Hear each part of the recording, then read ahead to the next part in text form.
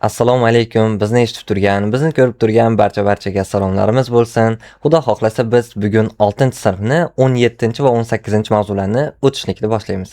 Ya'ni o'rganib olamiz. 17-mavzuyimiz novdada barglarning joylashuvi bo'lsa, 18-mavzuyimiz barglarning ichki tuzilishi. Va shu bilan biz barg mavzusini yakunlaymiz. Qani bo'lmasam, ketdik. Novdada barglarning joylashuvi. O'zi 3 xil holatda novdada barglar joylashadi. Qanday deyilsa, ushbu slaydimiz rasmida turibdi. Birinchisi ketma-ket, ya'ni navbat bilan joylashadi. Ikkinchisi parallel holatda yoki qarama-qarshi holatda joylashadi. Uchinchisi esa novdada halqa hosil qilib joylashadi. Albatta, uchala joylashishning ta'riflari ushbu tomonda berilgan. Bizga nimalari kerak deyilsa, bizga bularning misollari kerak. Masalan, navbat bilan joylashgan o'simliklar. Olma, o'rik, do'lana, terak, tut, tok, atirgul, oqquray, g'o'za va pomidor. Demak, mana shular novdada barglari navbat bilan joylashgan. Qarama-qarshi joylashganlarchi: rayhon, yalpiz, chinnigul, ligisturum, nastarin, dalachoy, kiyikot, marmara, gazanda, kapirchopon. Bularda barglari novdada qarama-qarshi holatda joylashgan. Halqa hosil qilib joylashganlari esa QQS deyiladi. Nimaga desa, qirqbog'im, qumrot va sammitgul. Hammasini boshqa harflarni yodlab olasizlar. QQS bu halqa hosil qilib joylashganlar. Qumrot, qirqbog'im, sammitgul. Mana shular. Ana endi biz 6-sinfda 18-mavzusiga o'tsak. 6-sinf 18-mavzu barglarning ichki tuzilishi. Barglarning ichki tuzilishini aynan ushbu 3D modelimizda ko'rib chiqamiz. Demak, barglar hozir bu qaysi holatda deyilsa, barg mana bu holatda bo'ladi-yu. Shuni yonbosh qilsak va yonbosh qilganimizda bizga kichkinagina to'rtburchak bo'lakcha kesib oldik. Va ana shu to'rtburchak bo'lakni yonboshdan ko'rishimiz mana shunaqangi bo'ladi. Ya'ni nozikkina qo'limiz bilan silasak, ikkinchi qo'limizni sezadigan darajada yupqa bo'lgan barg mana shunaqangi etlardan, ya'ni barg etidan iborat bo'ladi. Hop, bargda eng ustki va ostki tomonida ustki epidermis ustida, ostki epidermis ostida joylashgan. Va mana barg posti epidermis deyiladi. U eng ustida va eng ostida joylashgan. Endi ustki epidermisning pastida ustunsimon hujayralar bo'ladi va ustunsimon hujayralar bu asosiy to'qimaga mansub xlorenxima to'qimasiga kiradi.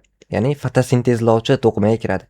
Ustunsimon to'qimalar bir qavat joylashgan. Undan keyin bulutsimon to'qimalar joylashgan. Bulutsimon to'qimalar, bulutsimon hujayralar, bular aynan ko'p qavatli bo'ladi va bularning orasida loop, flama, o'tkazuvchi naylar, xullas naytolali boylamlar joylashgan. Hop, bizda qoplovchi to'qimaga mansub bo'lgan hujayralar ustki epidermis va ostki epidermis, asosiy to'qimaga mansub bo'lgan hujayralar esa ustunsimon va bulutsimon hujayralar. Aynan ustunsimon va bulutsimon hujayralarni yig'indisi bizda barg eti deyiladi. Ya'ni mana shular hisobiga barg etlanadi, semiradi. Mana shular hisobiga, lekin o'shunda ham juda bir yupqa holatda bo'ladi barglarimiz. Ana endi har bitta hujayraning o'zining vazifasi. Barg posti hujayralari mana shu holatda tuzilgan. Ya'ni hujayralar bir-biriga zich va shaffof holatda tuzilgan, zich bo'ladi. Ularning rangi bo'lmaydi, shaffof bo'ladi. Sababi o'zidan pastda turgan ustunsimon va bulutsimon hujayralarga to'laqonli nurni o'tkazib yuborish kerak. Ularga nur o'tkazib yuborsa nima bo'ladi? Mana ustunsimon hujayralar bu yerda ta'riflari yozilyapti. Ularga nur o'tkazilganda ular fotosintez qiladi va organik modda sintez qiladi. Hamma nurni o'ziga olib, quyoshdan kelayotgan nurni o'ziga olib fotosintez qiladi. O'ziga glyukoza, bizga esa kislorod ishlab chiqaradi. Hop, endi bitta orqaga qaytib, bu yerda yana nimalar borligini ko'rib chiqamiz. Bizda ustki epidermis bor edi. Ustki epidermis tagida ustunsimon hujayralar, uni tagida bulutsimon hujayralar va uni tagida ostki epidermis. Va ostki epidermisga yaxshilab qarasanglar, loviyasimon juft hujayralar ham turibdi. Bu loviyasimon juft bo'lgan hujayralar bu barg og'izchalari deyiladi. Va barg og'izchalarining vazifasi postda joylashgan bo'ladi bir juft hujayra bo'ladi. Ular gaz almashinuvi va suv bug'latishga mas'ul bo'ladi. Ya'ni mana shunaqangi ishlar qiladi. Mana barg og'izchasini kattaytirilgan holati. Buni tuzilishi loyihamonligini aytib o'tdik. Bunda ham aynan yashil xloroplastlar bo'ladi. Vazifalari transpiratsiya va gaz almashinuvi.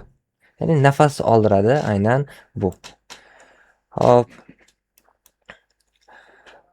Naytolali boylamlarni aytdik. Aynan barg etini bulutsimon hujayralarning orasida joylashgan. Naytolali boylamlar o'zlari nimalardan iborat deyilsa, naytolali boylam o'tkazuvchi naylar, elaksimon naylar va mexanik tolalarni birgalikda naytolali boylam deb ataladi. O'tkazuvchi naylarga kislema kiradi va bu o'lik hujayralardan iborat. Ya'ni yog'ochlik edi. Bu yog'ochlik oldingi darslarda eslaydigan bo'lsak, aynan ildizdan suv va unda erigan mineral moddalarni olib chiqardi. Suv va unda erigan mineral moddalarni bargga olib chiqdi. Bargga olib chiqqandan keyin u yerda fotosintez qiladi.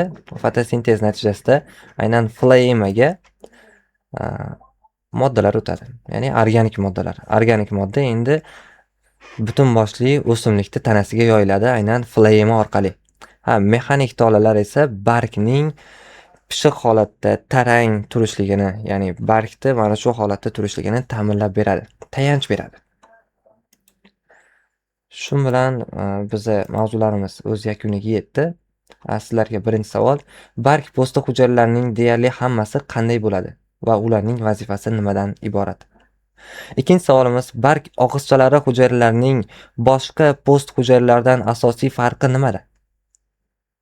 Uchinchi savolimiz: fotosintez natijasida hosil bo'lgan organik moddalarni poyaga va ildizga qaysi naylar o'tkazadi? Oxirgi savolimiz: barg tomiridagi naytolali boylamlar qanday tuzilmalardan tashkil topgan? Mana shu savollar bilan darsimizni o'z yakuniga yetkazamiz. Xayr, sog' salomat bo'ling. Alloh o'rgangan ilmlarimizni bundan-da ziyoda qilsin.